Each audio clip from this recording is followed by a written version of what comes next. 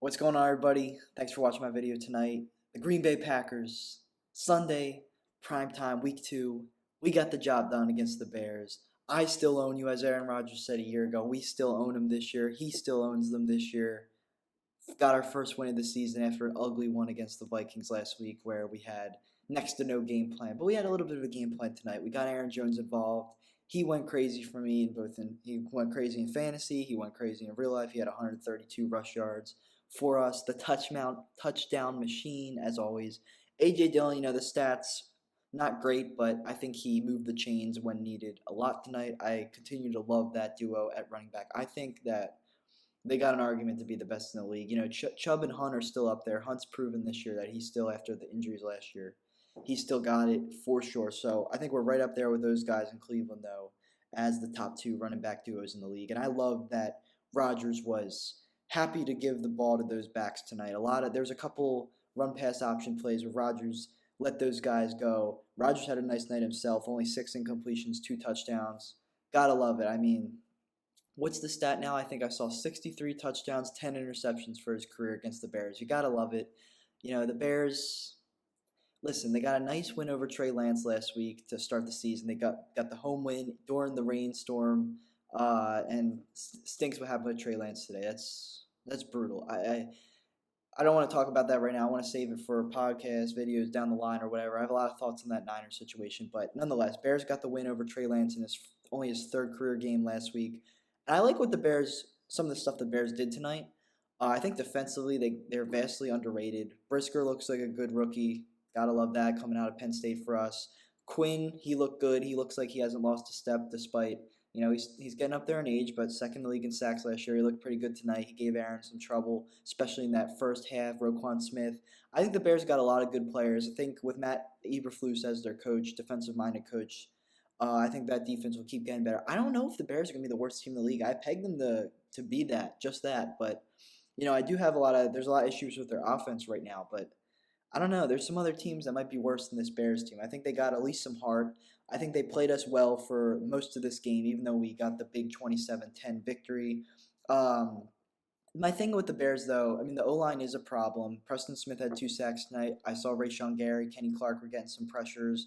Uh, but on offense, I can't say they ran poorly, but Montgomery, I think, aside from 2 bigger runs, I think it was mostly just standard stuff for him. He had a good game. I'm not going to take that away from him. He was definitely dicing up the Packers' run defense more than I was hoping. But passing wise, it's just, I mean, Justin Fields had more rush attempts than he did completions. He had 8 carries and he went 7 for 11 passing. Only 11 attempts at passing from your quarterback is not going to get it done for you.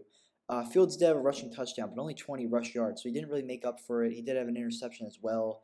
Their lead receiver on the night was Equanimeous St. Brown, 39 receiving yards. He was the Packers' number 5 receiver last year.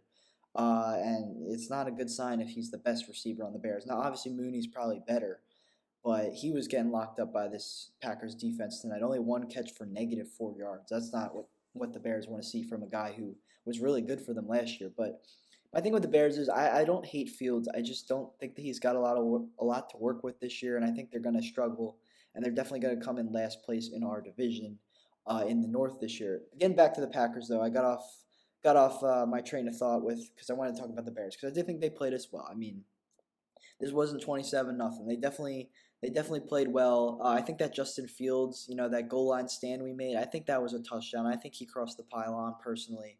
I'm no referee, but to my eyes watching, I think he got the score. So this could have been a 10-point game, 17 instead, if that had gone a different way. Still would have been a win for the Packers, though, so you can't take that away from us.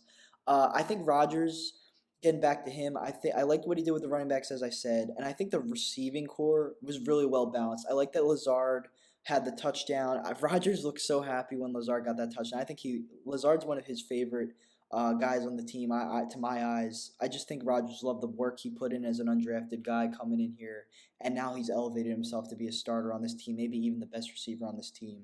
Only 2 catches tonight. I think that's partially by design due to his injury coming into the game. He's even questionable this morning up until a few hours before game time. So, I think we'll see a lot more from Lazard down the line. I like what I saw from Dobbs. Dobbs was getting a little a little frisky. He had the 20-yard catch. I think he's going to be really good. He's just going to keep getting better as the season rolls along. I like that they tried to get Christian Watson involved in some creative ways. He did have that end around, and they tried to set some other stuff up for him, but they didn't really go anywhere. But I like that they're trying to work his speed into the offense. Sammy Watkins was great. I think he's played his role terrifically in the first 2 weeks. Last week, caught all three of his targets. Yes, he only had 18 yards, but he moved the chains in the second half at parts of the game that it really was necessary, and obviously didn't lead to much last week. But tonight he had the big catch towards the end of the game, wound up with 93 receiving yards, but caught three of his four targets, so only one incompletion throw to Sammy Watkins' way thus far. I think he's going to be a really versatile threat for this Packers offense as both a short yardage guy and also a deep threat when need be. Cobb looked good. Cobb always plays well against the Bears. He's been doing this for a decade. He knows when you play the Bears, that's when you got to step up, and even at his age, he's going to do that. So I liked what he brought to the table tonight. Jones had a receiving touchdown. I loved what we saw. I like that we're balancing the receiving attack. Something that concerned me in that first quarter when the Bears went up 7-3 on us and looked like, maybe they could pull the upset. I like that Rodgers learned from what he was doing wrong earlier in the game, because early in the game he was kind of sitting back in the pocket. He was a little hesitant to throw to the younger guys, and I don't think it's that, like, people want to talk about Rodgers doesn't trust these receivers, these younger guys. It's not like trust. Like, I think trust is a weird way, because like these are NFL receivers. It's not he doesn't trust them to catch the football. It's that he just needs them to know where exactly they're going to be. He doesn't have that mind sync like he did with Devontae, or he's got it with Cobb, but Cobb can't produce the way he used to. So he's got to get acclimated with some of these guys, and I think that started to happen as the game progressed. And I know Dobbs and Watson didn't have a ton of catches in this game, but the fact that I thought he was starting to look their way a lot more in the second half. I like that, like I said, with the run game, that he was willing to let them take control after last week when it seemed like we passed a lot more than we should have, especially in the first half. So I really think that we had a good game plan tonight. I know it's just the Bears. People think they're going to suck. But like I said before, the Bears got a nice win last week against an established playoff team, and I think they played us pretty well tonight. I'm not saying this is like, we're winning the Super Bowl because we beat the Bears. Not at all. We got to prove a lot more. That starts next week with Tampa, but I really like what I saw from the Bears. They could win more than 2 games like I predicted. I think that's definitely in the cards for them. They got Houston coming up. I think they'll probably beat Houston based off how I've seen those two teams play through the first 2 weeks. So, that's about the most respect I'm going to give to the Bears. I still love beating them every year. It's a lot of fun. We haven't lost to them in like 4 seasons at this point, 3 seasons, whatever it is.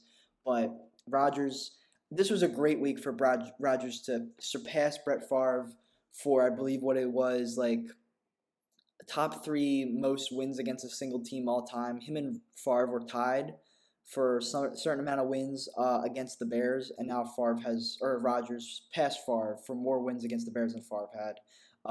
After what Favre was doing this week, what he got caught doing, that's as good of a week for Rodgers to pass him, write him off the record books as any. So I like to see that. I love the post-game presser. I love Aaron Rodgers, man. He gets so, I don't know how you can't like the guy.